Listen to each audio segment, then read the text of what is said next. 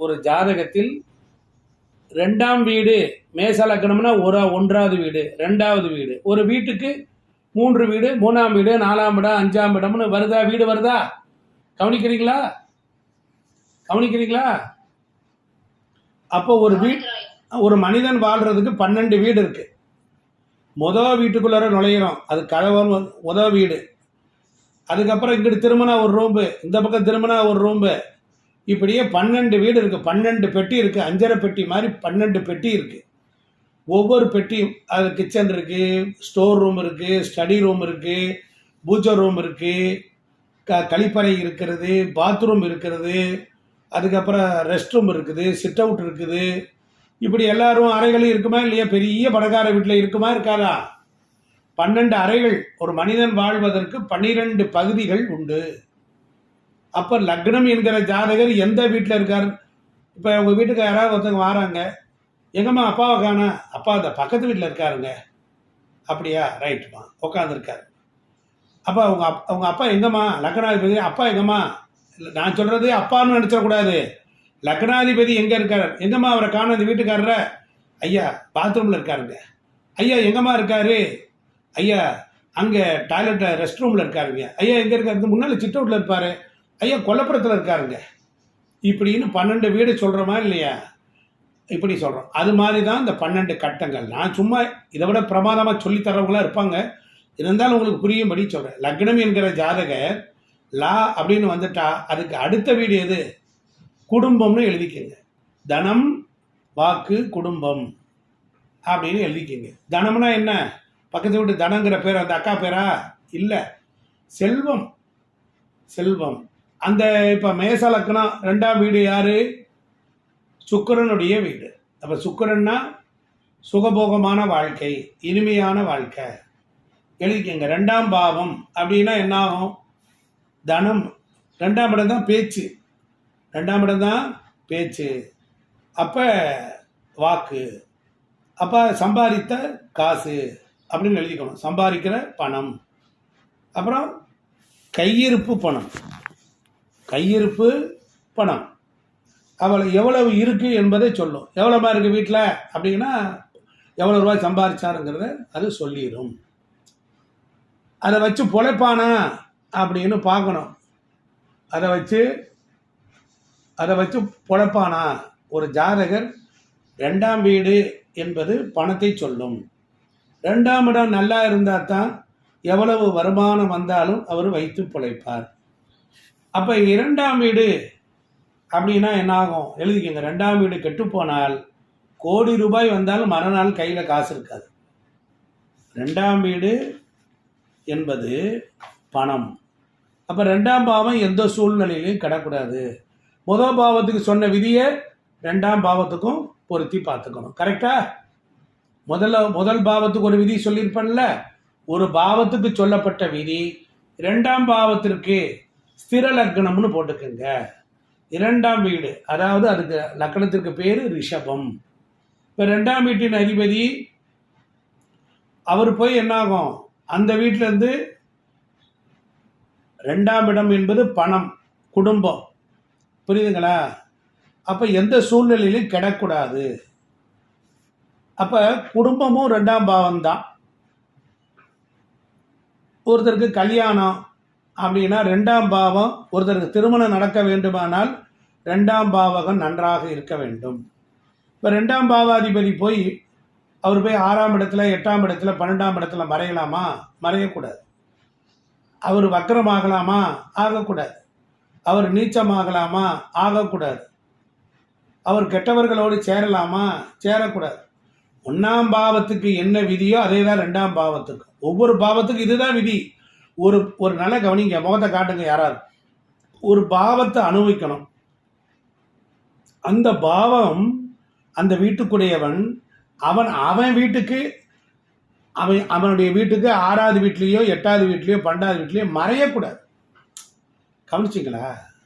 இங்கே மறைவு என்றால் அந்த வீடு சம்பந்தமான இன்பத்தை அனுபவிக்க முடியாமல். நல்லா கவனிச்சுக்கணும். 2ஆம் பாவம் என்பது குடும்பம், லக்னம் என்பது ஜாதகர். ஜாதகருக்கு இப்போ 2ஆம் இடம் கெட்டு போச்சுன்னா கல்வியில் தடங்கலாகும். ஆரம்ப நிலை கல்வி, பேச்சு சரியா பேச முடியாது. பாவ கிரகங்கள் 2ஆம் வீட்டிற்கு, அதாவது ஒரு லக்னத்திற்கு பாவ கிரகங்கள் இருக்கு, கட்ட கிரகங்கள்.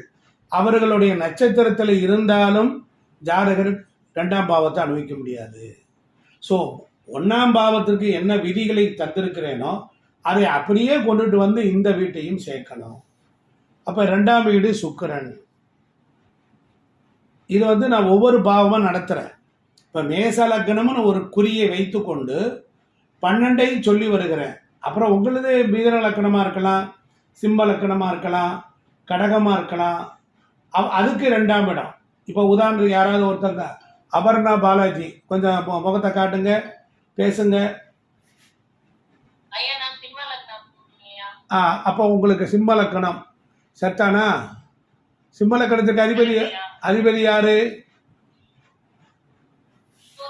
சூரியன். உங்களுக்கு 2ஆம் இடம் குடும்பம்னா எதை குறிக்கும்? கன்னி ராசியை குறிக்கும். இப்ப அந்த வீட்டுக்கு அதிபதி அங்கே இருந்தாருன்னா குடும்பம் நல்லா இருக்கும், படிப்பு நல்லா இருக்கும், சீக்கிரமே பேசுவீங்க. புரியுதுங்களா? அப்ப 2ஆம் பாவத்தினுடைய அனுபவத்தை அந்த வீட்டுக்காரரு கெடாம இருந்தா அது அள்ளி கொடுக்குமா, கொடுக்காதா? அவ்வளவுதான். நீங்க அப்படி போட்டுக்கங்க. இப்ப பாருங்க, ஒருத்தருக்கு திருமணம் நடக்க வேண்டும் என்றால் 2ஆம் பாவம் நன்றாக இருக்க வேண்டும். கெட்டு போய்விட்டால் கல்யாணம் ஆனாலும் குடும்பத்தோடு சேர்ந்து வாழ மாட்டார்கள், வாழக்கூடிய தகுதி இருக்காது. எல்லாம் இருந்தாலும் நேரம் ஒத்துழைக்காது. எப்படி இருக்கிறவங்களுக்கு ஒத்துழைப்பு எல்லாமே கிடைக்கும். இருக்கா? உங்களுக்கு என்ன வயசாகுது அபர்ணா பாலாஜி?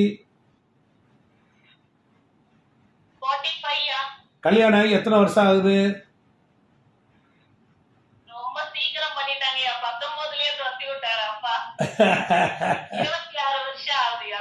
இப்ப மாப்பிள்ளை நீங்க நல்லா இருக்கீங்களா?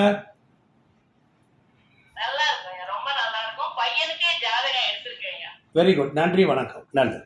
பாருங்க, அவங்களுக்கு 2ஆம் இடத்துக்கு அதிபதி 2ல இருக்கிறனால அவங்களுக்கு சிறு வயசுலயே கல்யாணம் ஆயிடுச்சு. அது சப்போர்ட் பண்ணுது.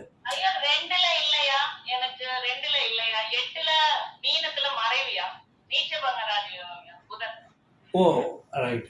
இப்போ கல்வியில் உங்களுக்கு தடங்கள் ஏற்பட்டுச்சா? படிப்பை நிறுத்தி படிச்சீங்களா? வேட மாதிரி படிச்சீங்களா? ஸ்கூல் மாதிரி படிச்சீங்களா?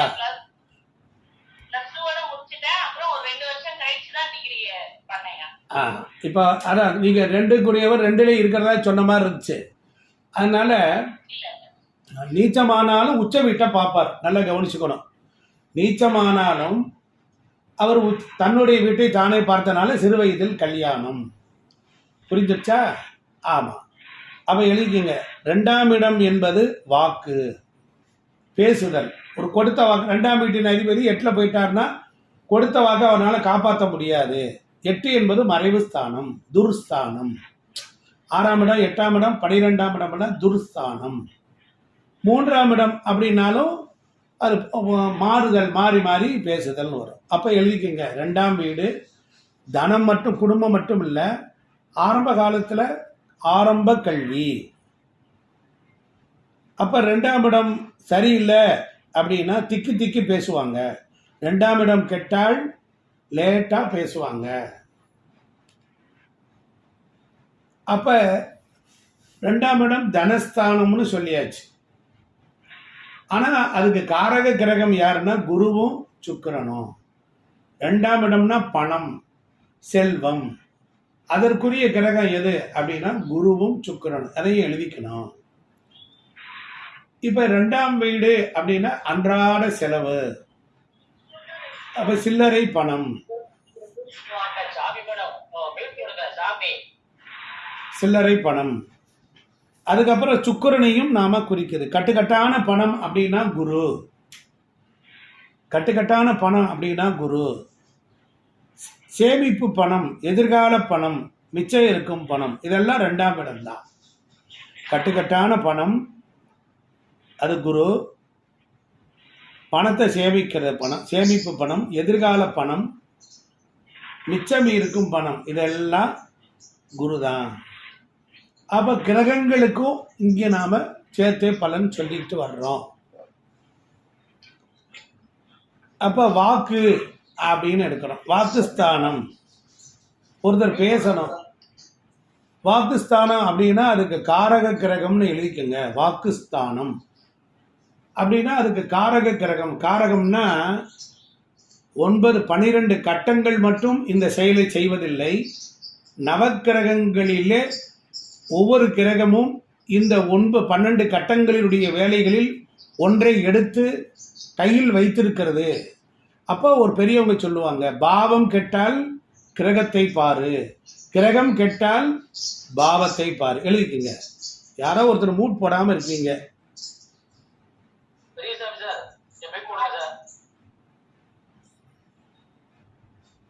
ஏன்னா யாரோ ஒருத்தர் பண்ண இணைஞ்சலாகும். பெரியசாமி சார்.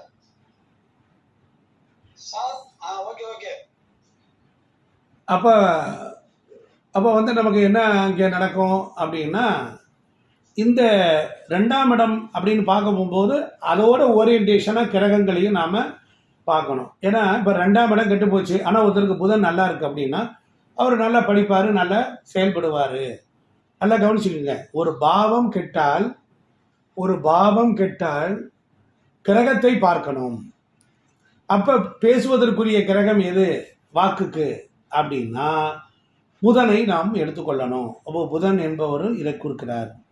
இப்போ ஜாதகத்தில் வாக்குஸ்தானத்துக்கு காரக கிரகம் புதன். புதனும் கெட்டு போயிட்டார்னு வச்சுக்கோங்க, அப்போ திக்கி திக்கி பேசுவார். சில பேர் ஊமையாக இருக்காங்கன்னு சொல்கிறாங்கல்ல, லேட்டாக பேசுகிறாங்க அப்படின்னா புதன் கெட்டு போய் இருப்பார். அதனால் நீங்கள் பாருங்கள், இப்படி நாம் வந்து ஜாயின் பண்ணி தான் நம்ம எடுத்துக்கொள்ளணும். ஒரு ஜாதகத்தில் புதன்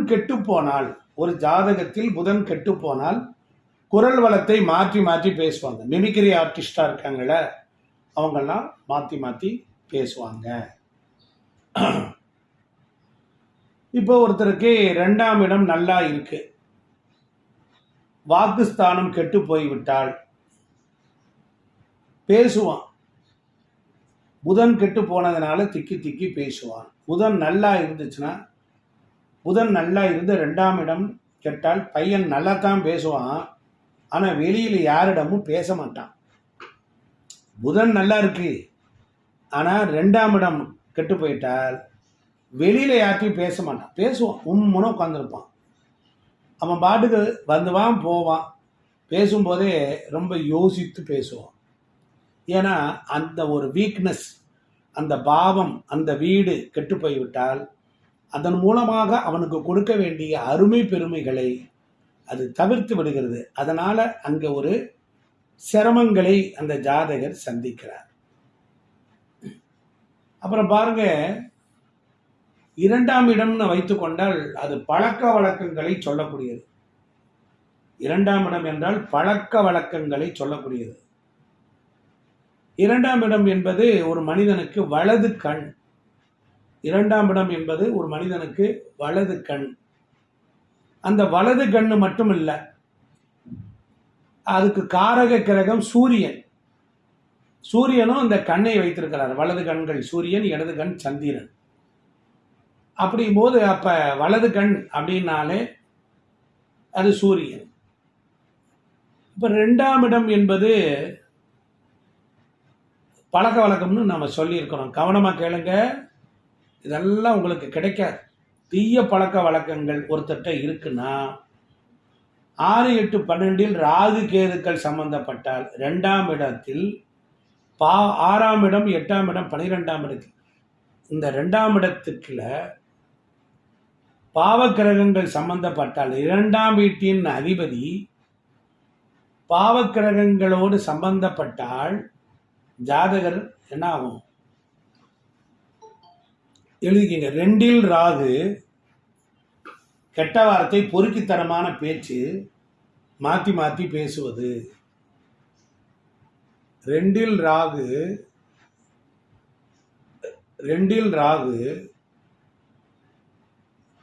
என்ன பண்ணுவார்? கெட்ட வார்த்தை, பொறுக்கித்தனமான பேச்சு, மாற்றி மாற்றி பேசுதல், இதெல்லாம் நடக்கும். அதே இது 2ஆம் இடத்தில் கேது என்ன பண்ணுவான்? பேசவே மாட்டான், உம்மாங்கொட்டை.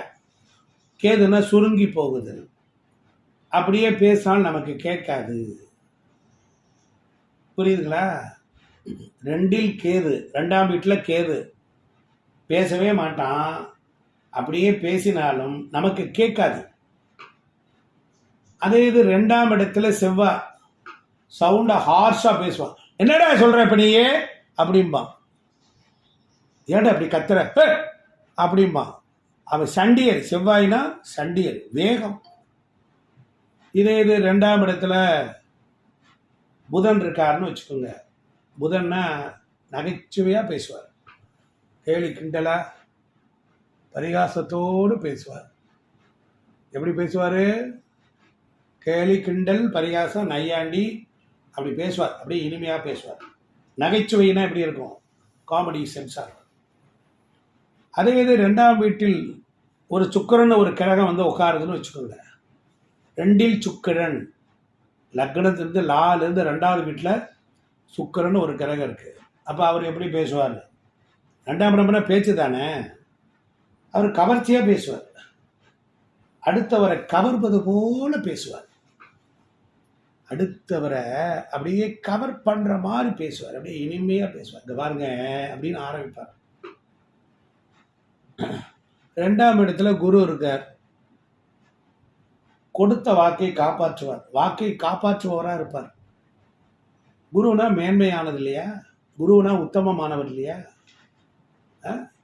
அப்படி பேசுவார். இப்போ 2ஆம் இடத்துல சூரியன், 2ஆம் வீட்டில் சூரியன்றது என்ன? கௌரவமாக இருப்பார். சூரியன்னா கௌரவம், அந்தஸ்து, மதிப்பு, மரியாதை, நிர்வாகத்திறன், அப்படி பேசுவார். இவரை யாரும் தாழ்த்தி பேசக்கூடாது. 2ஆம் இடத்துல சூரியன், இவர் யாரையும் தாழ்த்தி பேசவே மாட்டார். இவரை தாழ்த்தி பேசக்கூடாது, இவரையும் யாரையும் தாழ்த்தி பேச மாட்டார். இப்போ 2ஆம் இடத்துல ராகு இருக்காருன்னு வச்சுக்கோங்க. அவன் பெண்களை பற்றி தான் பேசுவான். ராகு என்பது பெண்களை பற்றி பேசுவான், கவர்ச்சியை பற்றி பேசுவான். அவங்கிட்ட போய் நீதி, நேர்மை, நியாயம், தர்மம், ஒழுக்கம்லாம் இருக்காது. ராகு என்பது ஒழுக்கத்திற்கு புறம்பானவன், சட்டத்திற்கு புறம்பானவன். அப்போ அவங்ககிட்ட நம்ம அப்படித்தான் பேசணும். இல்லைன்னா வச்சுக்க, நம்மளை பிடிக்காது அவனுக்கு. அவன் எப்போ பார்த்தாலும் போகத்தை பற்றியே தான் நிறைய பேசுவான். ஒரு ஆணாக இருந்தால் தாம்பத்திய சுகத்தை பற்றி பேசுவான்.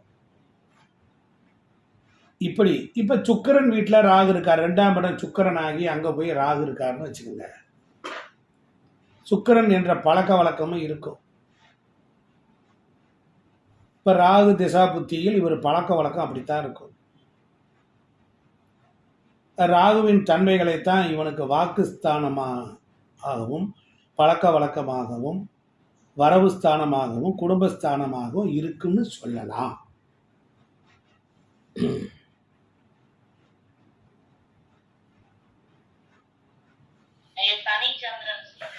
வர்றேன், அவசரப்படக்கூடாது.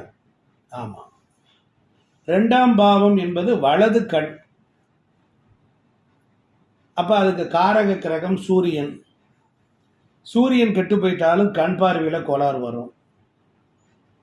அப்ப நம்ம என்ன செஞ்சுக்கணும்? பார்வைக்கான கிரகங்கள்னு எழுதுங்க. பார்வைக்கான கிரகங்கள்.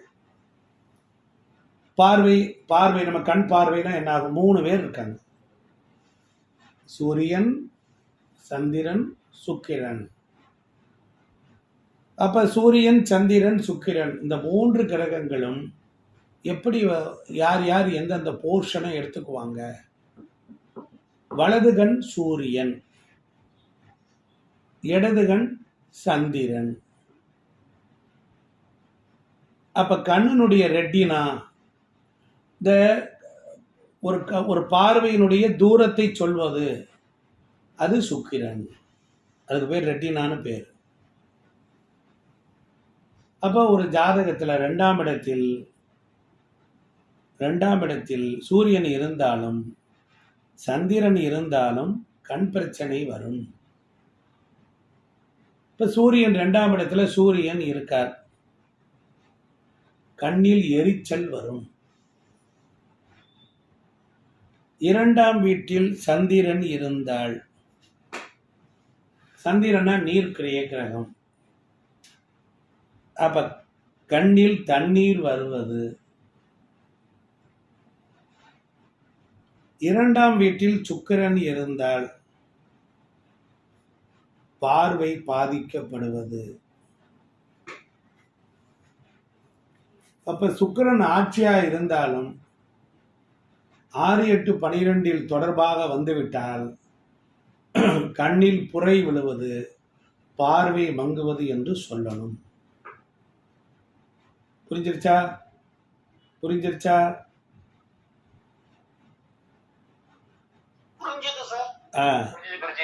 2ஆம் பாவம் அப்படின்னா குடும்ப உறுப்பினரை குறிக்கும். சனின்னு வந்துட்டா குளிர்ச்சியை கொடுப்பார். நீண்ட காலம். சனினா நீண்ட காலம் அப்படின்னு அர்த்தம். அப்ப 2ஆம் இடம் வருமானம், நீண்ட காலம் செல்வத்தை கொடுப்பார். சனினா குளிர்ச்சி, அப்ப கண்ணு குளிர்ச்சியா இருக்கும். சனினா ஏசி. புரியுதா? 2ஆம் பாவம் குடும்ப உறுப்பினரை குறிக்கும். எழுதிங்க. 2ஆம் பாவத்துக்குள்ளார என்னென்ன இருக்கு பாருங்க. முகம் இருக்கு, எழுதுங்க.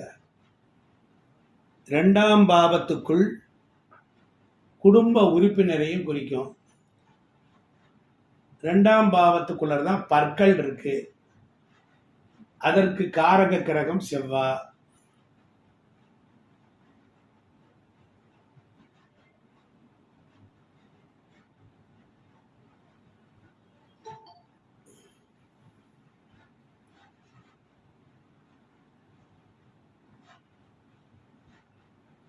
அப்ப 2ஆம் பாவம் குடும்ப உறுப்பினரையும் குறிக்குது, பற்களையும் குறிக்குது. பற்களை குறிக்கக்கூடிய கிரகம் செவ்வாய். தானியங்களை குறிக்கக்கூடிய இடம், சாப்பாடு வரக்கூடிய 2ஆம் இடம் வாய். தானியங்களை குறிக்கக்கூடியதும் சந்திரன். புரியுதுங்களா? அப்புறம் அடிப்படை கல்வி என்பது +2 வரையிலும் 2ஆம் இடம் தான். உதடு அப்படின்னு குறிக்கிறது, அதற்கு காரக கிரகம் ராகு. முகத்தை குறிக்கிறது சுக்கிரன். நாக்கை குறிக்கிறது புதன். தாடையை குறிக்கக்கூடியது சனி. தாடையில் இருக்கிற முடிய தாடியை குறிக்கக்கூடியது கேது. மூக்கை குறிக்கக்கூடியது குரு. உதடை குறிக்கக்கூடியது ராகு. வாயை குறிக்க ராகு. இப்ப எல்லா கிரகம் வந்துருச்சா? ஒரு முகத்துல வலது கண் சூரியன், இடது கண் சந்திரன், மூக்கு குரு, புருவம் என்பது செவ்வாய். அதற்கப்புறம் தாடை என்பது சனி. கண்ணம் புஷ்ஷுன்னு இருக்கிறது சுக்கிரன். எழுதுங்க. கண்ணம் புஷ்ஷுன்னு இருக்கிறது சுக்கிரன். மேல் பற்கள் வரிசை சூரியன், கீழ் பற்கள் வரிசை சனி. அது 2ஆம் இடம் உறவில் பெரியம்மாவை குறிக்கும். 2ஆம் இடம் உறவில் பெரியம்மாவை குறிக்கும். இப்போ இதுவரையில் இந்த 2ஆம் பாவத்தை பற்றி நாம் தெரிந்துக்கிட்டோம். அப்போ 2ஆம் பாவத்துக்குள்ளே இன்னும் எவ்வளவோ இருந்தாலும் நமக்கு நார்மலாக இதை நன்றாக மனப்பாடம் செய்து கொள்ள வேண்டும். இதை செய்து கொண்டால் போதும். அப்போ இப்படி 12 பாவங்கள், லக்ன பாவம் இருக்கிறது. 2ஆம் பாவம், 2ஆம் பாவத்துக்குள் என்னென்ன 2ஆம் பாவம்னா ஒருத்தருக்கு முகத்தை குறிக்கும். இப்படியெல்லாம் இருக்கக்கூடிய விஷயங்களை இன்றைக்கி அந்த வகுப்பில் தெரிஞ்சுக்கிட்டீங்க. எல்லோரும் இன்புற்றிருக்க வேண்டும், வேறொன்று செய்யாய் பராபரமே என்று சொல்லி இந்த வகுப்பை இறைவன் தந்ததுக்கு நன்றி.